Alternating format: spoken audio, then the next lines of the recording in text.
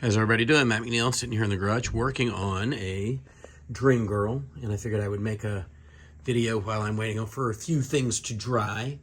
And the reason I'm making this video is because I just wanted to say that just because you pull a mask out of a mold doesn't mean you have to be necessarily done with the blank. And by that what I mean is, clearly this is a display mask, so nobody's going to wear this. But even on a mask that you are going to wear, if you pull it out of your mold, you can embellish it with other bits and pieces and parts that aren't part of the original sculpt, just as long as you have a vision for that thing. Or even if you don't, quite frankly, because the base for these Dream Girls comes from my Amy mold. And I thought, the top half of this sculpt lends itself to something else, and but the bottom half did not because of the Amy mouth. So one of my favorite masks as a kid growing up was this Dream Girl mask by Be Something Studios, and it occurred to me that if I were to cut the mouth out of the Amy blanks, then I could then convert them into something else. And that's what I've done here. And this is a combination of two blanks and a bunch of other little bits and pieces that are laying around. This skull piece underneath is from a skeleton or a skull mask that I made years and years ago. And what I do is I just cast the front half of a face and cut the bottom half out, position the jawbone, and glue in some acrylic teeth. And if you're looking for acrylic teeth, this is what I get from Amazon. It's like 168 teeth for $12 or something crazy like that. Super great bargain. So I glue in all the acrylic teeth, and then I get all of this kind of stuff, like this stuff that chills out on the edges of my buckets, my latex buckets, right? And I find suitable pieces, little angles, and before you know it, you have all these kind of like gross tendons, and you can create all of this really cool depth with these little pieces of latex. I then go back and I take more latex, and I mix some flocking in with it, and then I use that to quote-unquote permanently glue or latex those pieces in place once they've been tacked in with super glue. And it holds great.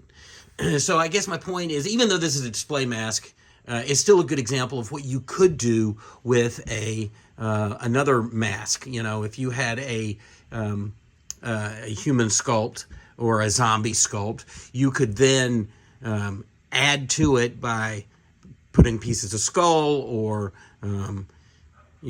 these extra pieces of latex. Now, in this case, you can see like a little seam here, right?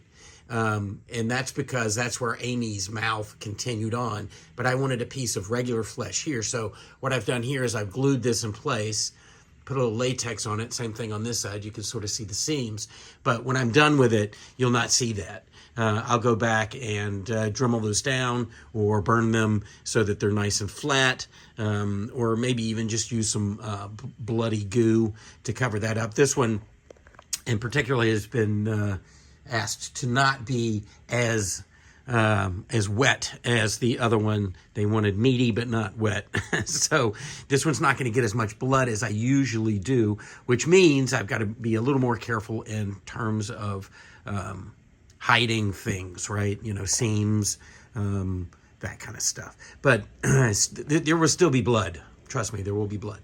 But anyway, I just figured as I was working on this was a good spot to kind of show what is possible when using other things at your disposal. If you have multiple blanks, multiple molds laying around, maybe put your head to it and think about, well, what would happen if I combine these two things, particularly with zombie stuff, because it lends itself to putting a thing on top of a thing and cutting holes in it and blooding it up and all of that good stuff. For example, this is the tongue that I made for my Edwolf. Well, guess who's going to get an Edwolf tongue? That's right, she will. So anyway, you get the point. I just wanted to show you what this stuff looks like in process. Again, I have yet to do a paint job on her. This red stuff is just just to get that inner mouth and all of that distance in there, a color, so that I'm not stuck shoving paintbrushes in there trying to figure out how to paint a corner that I can't get to, and then you look at it at the wrong angle and you go, oh look, he couldn't paint that. So I put flocking in the latex to give me a nice sort of meaty, break up, gross base, and then I'll go back and obviously paint that stuff up, add some fat, and then I'll do a pass with Gorilla Glue and flocking, my favorite thing, and and probably a little bit of color in there to make my own sort of gross fake blood. And then I'll do a final pass with permablood, which I'm a huge fan of. I have no dog on that hunt, but Kip Polly does this stuff, permablood, and it's fantastic. Make sure you get it from Pale Knight. They're the best. And there you go. So anyway, I'm going to get back to her, but I figured I would pop in and say this is what I'm up to today. Talk to you guys soon.